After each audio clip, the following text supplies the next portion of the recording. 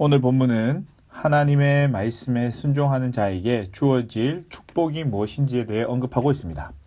여기서 모세는 하나님의 말씀을 들음으로 인해 개인이 받을 복과 이스라엘 민족이 받을 복으로 나누어 전하고 있습니다. 먼저 모세는 하나님의 말씀을 온전히 순종하여 나아갈 때 개인이 받게 될 복에 대해 소개하고 있는데, 이것을 3절에서 6절까지를 통해서 기록하고 있습니다. 이것은 사람이 개인적으로 누릴 수 있는 모든 복을 총체적으로 표현하고 있는 것입니다. 사람이 누구나 이러한 복을 받아 누리기를 원합니다. 그래서 사람들은 이러한 복을 받기 위해 수고하고 애를 씁니다. 그러나 이러한 복들은 사람이 수고하고 애쓴다고 해서 누구나 다 누릴 수 있는 것이 아닙니다. 사람이 아무리 수고하고 노력해도 이러한 복들을 누릴 수 없을 수도 있습니다. 왜냐하면 복은 인간적인 노력에 의해서 얻어지는 것이 아니기 때문입니다. 사람이 아무리 수고하고 노력한다 해도 이러한 복을 누릴 수 있는 방법은 오직 하나님의 말씀을 제대로 순종하며 나아갈 때 누릴 수밖에 없다라는 것을 전하고 있습니다. 복은 아래로부터 얻어지는 것이 아니라 위로부터 우리에게 주어지는 것입니다.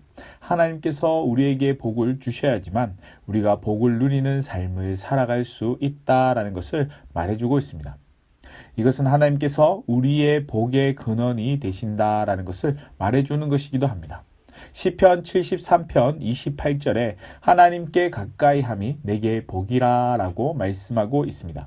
이 말은 단순히 하나님 곁에 머무는 삶을 살아라 라는 것을 말해주고 있는 것이 아니라 하나님께로 가까이 가기 위해 수고하고 노력해야 한다라는 것을 말해주고 있습니다.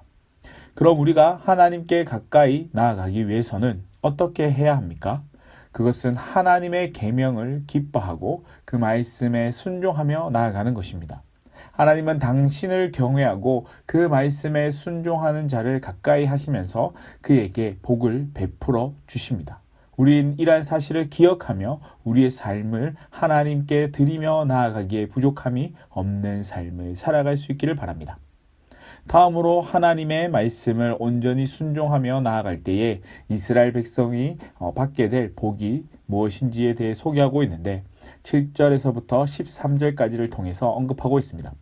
7절은 나를 치는 대적이 제대로 갖추어진 대열로 왔음에도 혼비백산하여 뿔뿔이 흩어져 도망치게 된다라는 것을 의미하고 있습니다. 곧 완전히 패배하여 산산이 흩어지는 것을 묘사하고 있습니다.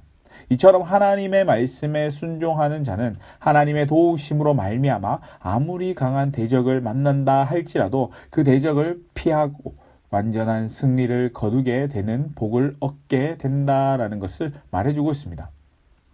또 8절에서 하나님의 말씀에 순종하는 자에게 임할 복의 또 다른 측면을 설명하고 있는데, 여기서 우리가 살펴보아야 할 것은 내 손으로 하는 모든 일에 복을 내리신다라는 말씀입니다.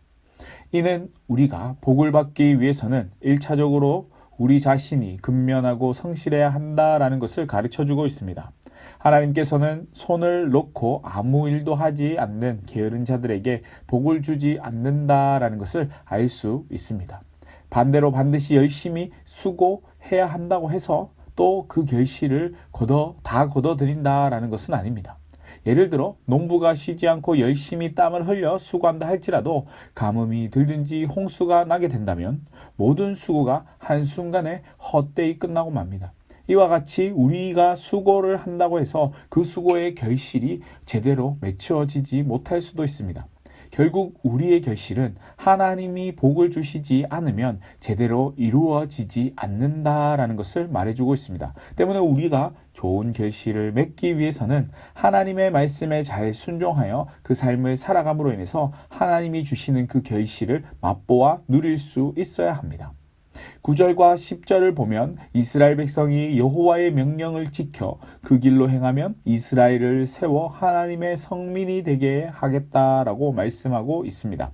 이는 이스라엘 위에 하나님의 명성과 건의가 있게 하겠다라는 것을 의미하는 것입니다. 이것은 이스라엘을 자기 소유된 거룩한 백성으로 삼고 이스라엘에 대한 주권과 통치권을 선포하는 것입니다.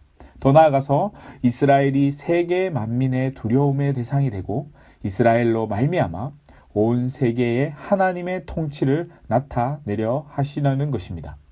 이렇게 볼 때 여호와의 이름으로 일컬음을 받아 그의 거룩한 백성이 되는 것이야말로 가장 영광스러운 복이라는 것을 알 수 있습니다. 왜 그렇습니까? 우리가 세상을 살면서 한순간 누리다가 사라질 복과는 전혀 비교할 수 없는 축복이기 때문입니다. 이것은 12절과 12절을 보면 모세가 또 이스라엘 백성들에게 하나님의 말씀에 순종하면 하나님께서 그들에게 복을 주셔서 그들의 자녀들과 가축의 새끼 그리고 토지의 소산을 많게 하시고 또 때에 따라 비를 주실 뿐만 아니라 다른 민족에게 꾸지 않게 하실 것이라 라고 말씀하고 있습니다. 이것은 하나님의 백성들에게 주어진 특권입니다. 뿐만 아니라 경제적 우위에 있게 해주심으로 이방 국가의 교역에 상당한 영향력을 미치게 된다라는 것을 의미합니다. 이것은 분명히 하나님의 큰 축복이고 은총입니다. 왜냐하면 이 같은 일들은 하나님의 은혜가 없이는 어느 것 하나도 일어날 수 없는 일들이기 때문입니다. 마지막으로 주어지는 복은 13절에 여호와께서 너로 머리가 되고 꼬리가 되지 않게 하실 것이다 라고 말씀하고 있습니다. 이 말은 복받을 자를 높이시고 수치나 비천함에 처하지 않게 하시겠다라는 말씀입니다. 곧 이스라엘 민족에게 주도권을 주어 이방 국가들이 이스라엘을 두려워하여 그들을 섬기게 하겠다라고 말씀하시는 겁니다. 중요한 것은 이 모든 복들을 누리기 위해서는 14절에서 언급하고 있듯이 좌로나 우로나 치우치지 않고 다른 신을 섬기지 않는 삶을 살아갈 때에 주어진다라는 것입니다. 결국 하나님의 말씀을 지켜 행하는 것만이 우리가 참된 복을 받아 누리는 삶을 살아갈 수 있다라는 것을 말해주고 있습니다. 물론 인간적으로 볼 때 말씀을 따라 사는 것이 쉽지만은 않습니다. 그러나 하나님의 말씀에 순종함으로 인해 우리에게 주어지는 복이 결코 적거나 가볍지 않다라는 사실을 기억해야 합니다. 그 삶을 살아가기 위해 우리에게 주어진 길을 온전히 걸어갈 수 있기를 바랍니다. 우리가 나아가야 할 그 길에는 우리를 방해하는 수많은 요소들이 있습니다. 그럼에도 우리는 그러한 방해의 요소들을 이겨낼 수 있어야 합니다. 그러기 위해서는 하나님의 말씀을 믿고 신뢰함으로 나아갈 수 있어야 합니다. 그래야만이 우리에게 주어진 그 길을 끝까지 감당하며 나아갈 수 있기 때문입니다.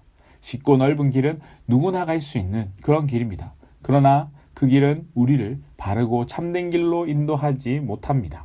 오직 하나님의 말씀을 따라 나아가는 그 길이 참되고 바른 길이라는 사실을 결코 잊어서는 안 됩니다. 비록 그 길이 좁고 험난할지라도 하나님의 말씀에 의지하여 담대하게 나아가는 저와 여러분의 삶이 될 수 있기를 소망합니다.